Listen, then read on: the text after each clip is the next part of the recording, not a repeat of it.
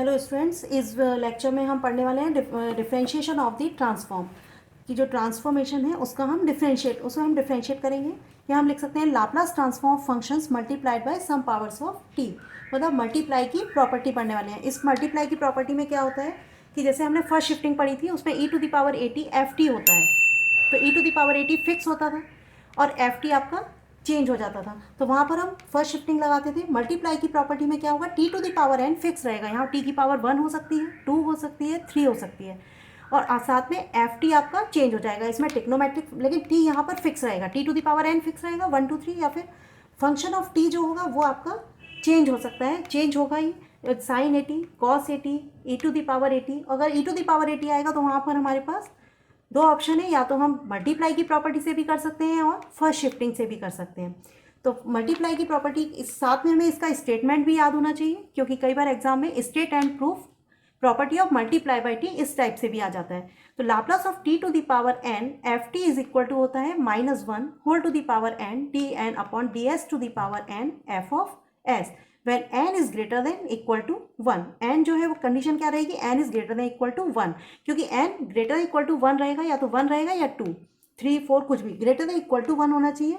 जब greater than equal to 1 होगा तभी हम डिफ्रेंशिएट कर पाएंगे, क्योंकि यहाँ पर अगर टी n की जगह पर अगर 1 होगा तो यहाँ क्या हो जाएगा, d1 upon D S to the power 1। 2 होगा तो हमें 2 बार डिफ्रेंशिएट करना है, 3 होगा तो हमें 3 टाइम्स डिफ्रेंशिएट करना है। तो मल्टीप्लाई की प्रॉपर्टी तभी अप्लाई करेंगे हम जब n is greater than equal to 1 होगा। तो इसको हम इंडक्शन मेथड से प्रूफ करेंगे। इंडक्शन मेथड आपने 12th में भी पढ़ा है कि पहले हम n इज इक्वल टू 1 के लिए प्रूफ करते हैं, फिर हम n is equal to m के लिए एज्यूम करते हैं कि जो हमारा रिजल्ट है वो n is equal to m के लिए ट्रू है। फिर हम उसे प्रूफ करते हैं n is equal to m plus 1 के लिए।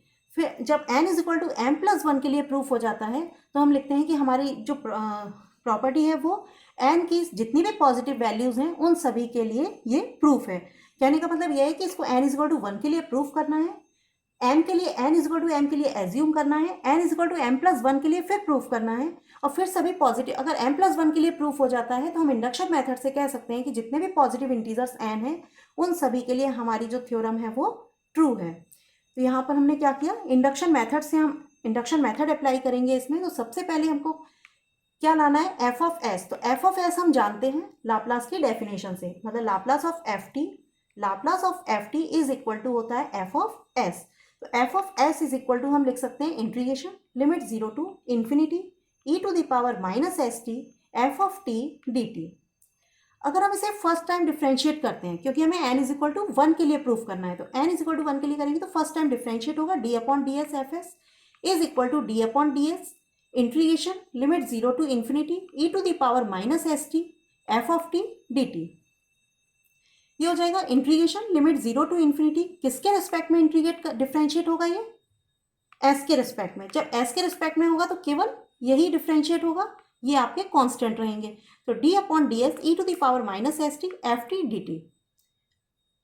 ये हो गया integration limit 0 to infinity, s के रेस्पेक्ट में डिफ्रेंशिएट होगा तो क्या हो जाएगा, minus T E to the power minus S T F of T D T.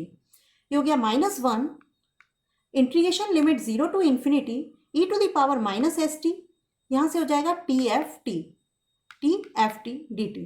तो यहाँ से जो डेफिनेशन बनी वो किसकी बन गई, टी एफ टी, मतलब इंटीग्रेशन फिक्स है, लिमिट 0 टू इन्फिनिटी है, E to the power minus S T है और डी टी है।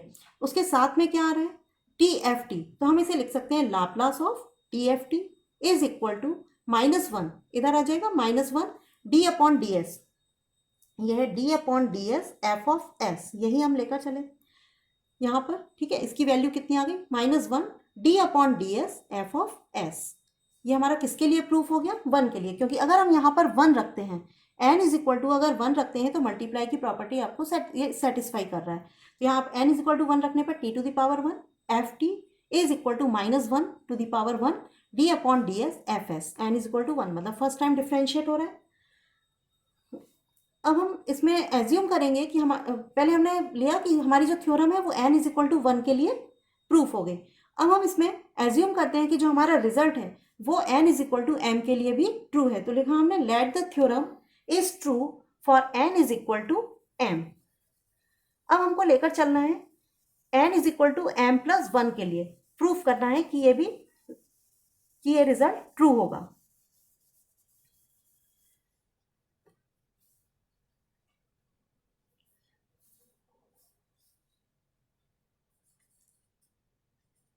तो हमारा रिजल्ट किसके लिए ट्रू है, n is equal to m के लिए। तो इसी तरह से हम जो आपकी प्रॉपर्टी है उसमें t to the power n की जगह m लिख सकते हैं। t to the power m F T is equal to -1 to the power m D M upon D S to the power m F of s। ये result हमने लिया कि ये हमारा ट्रू है। अब हमको प्रूफ करना है m+1 के लिए। 1 के लिए हमने प्रूफ किया, n is equal to m के लिए हमने एज्यूम किया कि हमारा रिजल्ट जो है वो ट्रू है। अब हम प्रूफ करेंगे n is equal to m+1 के लिए। तो वहां पर हमने d अपॉन डी एस लेकर चले थे। स्टार्टिंग में जो हमने एफ एस था उसको क्या किया था, डिफ्रेंशिएट किया था। तो यहाँ पर हम क्या लेकर चलेंगे, dm+1 upon D S to the power m+1, क्योंकि ये हमारा ट्रू है।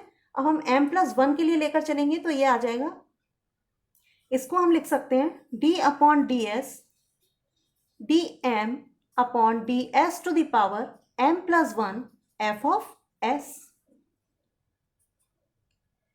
इसे हम लिख सकते हैं d upon D S D M upon D S to the power m, क्योंकि d अपॉन डी एस हमने कॉमन लिया है, ब्रेक किया है इसको दो पार्ट में।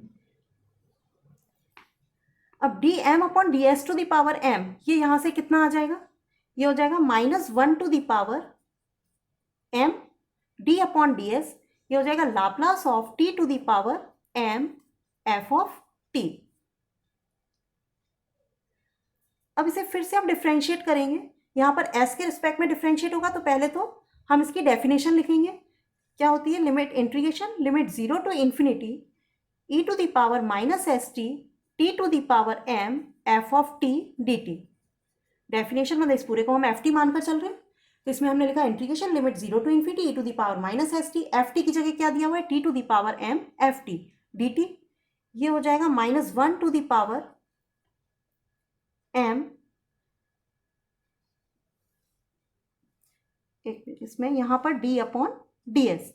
अब इसे हम डिफ्रेंशिएट करेंगे तो ये हो जाएगा integration limit 0 to infinity d upon D S, जो s का फंक्शन है केवल वही डिफ्रेंशिएट होगा, -st t to the power m f of t dt। अब इसे डिफ्रेंशिएट करेंगे तो e to the power -st है, s के रिस्पेक्ट में करेंगे तो इसको हम ऐसा भी लिख सकते हैं, जब यहाँ पर s के रिस्पेक्ट में करेंगे तो t कांस्टेंट होगा -tm, -1 to the power m, इसे डिफ्रेंशिएट किया, इंटीग्रेशन लिमिट 0 टू इन्फिनिटी, कितना हो जाएगा, s के रिस्पेक्ट में डिफ्रेंशिएट करेंगे तो -t e to the power -st, differentiate करने के बाद उसी फॉर्म में लिख दिया हमने, t to the power m f of t dt।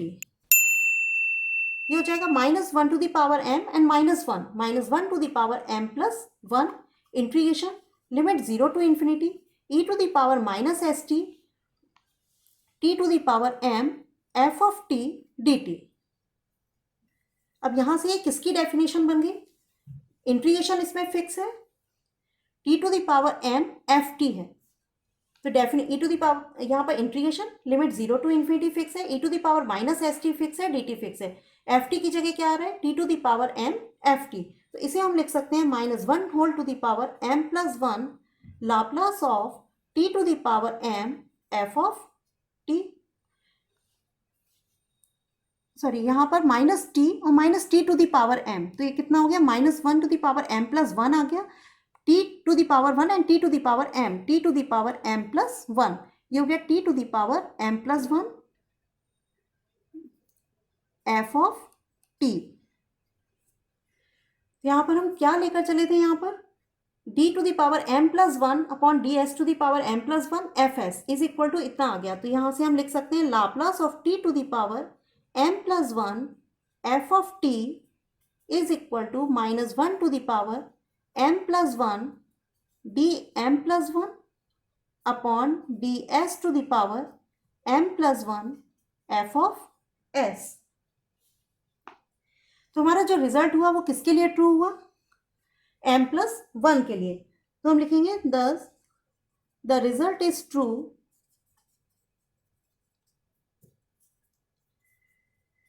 For N is equal to M plus one.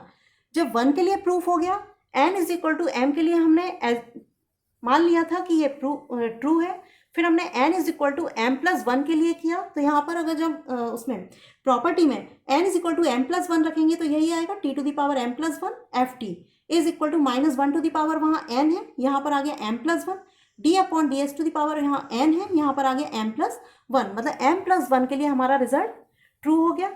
अब हम यहाँ पर लिख सकते हैं कि bye mathematical induction, hence by mathematical induction the result is true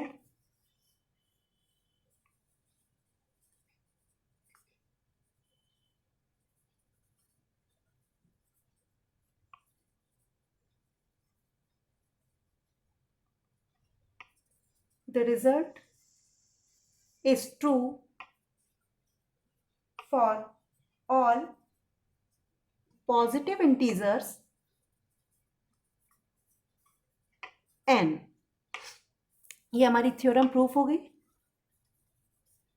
next इस पर हम एक एग्जाम्पल लेते हैं, तो वो evaluate Laplace of T square sine 80।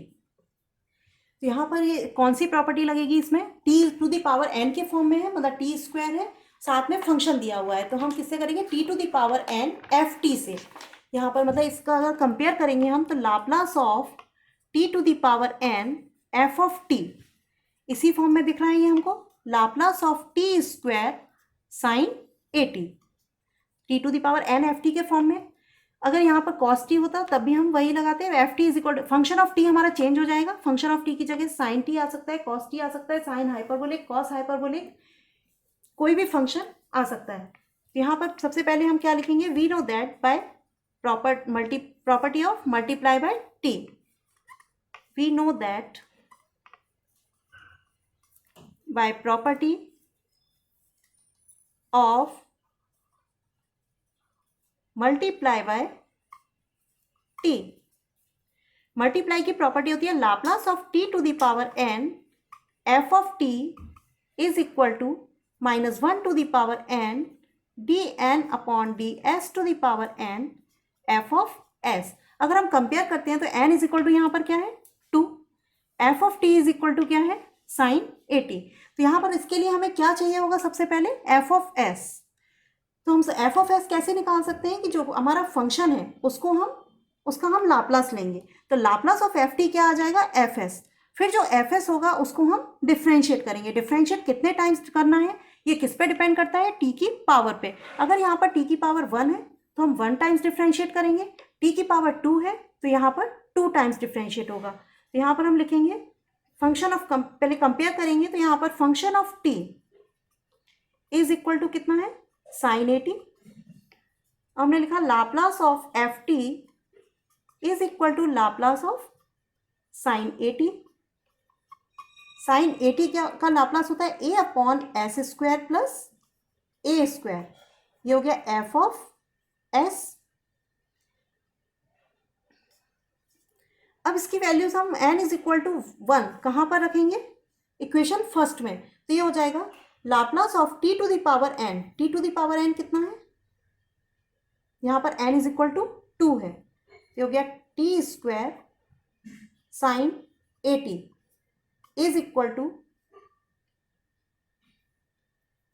Minus 1 to the power 2 plus 1, यहाँ रखेंगे d अपॉन, मतलब d2 upon D S two A upon S square plus A square. अब इसे हम 2 टाइम्स डिफ्रेंशिएट करेंगे तो माइनस 1 का whole square plus 1, D upon D upon D S A upon S square plus A square.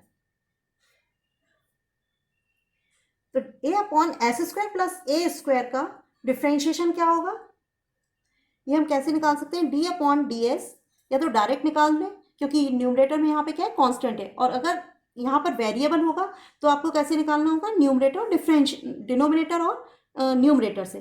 तो S square plus A square whole square, S square plus A square denominator as it is, numerator differentiate मतलब 0 minus numerator as it is, denominator differentiate 2s, ये पूरा term 0 हो जाएगा, कितना आ जाएगा -2as upon S square plus A square का whole square.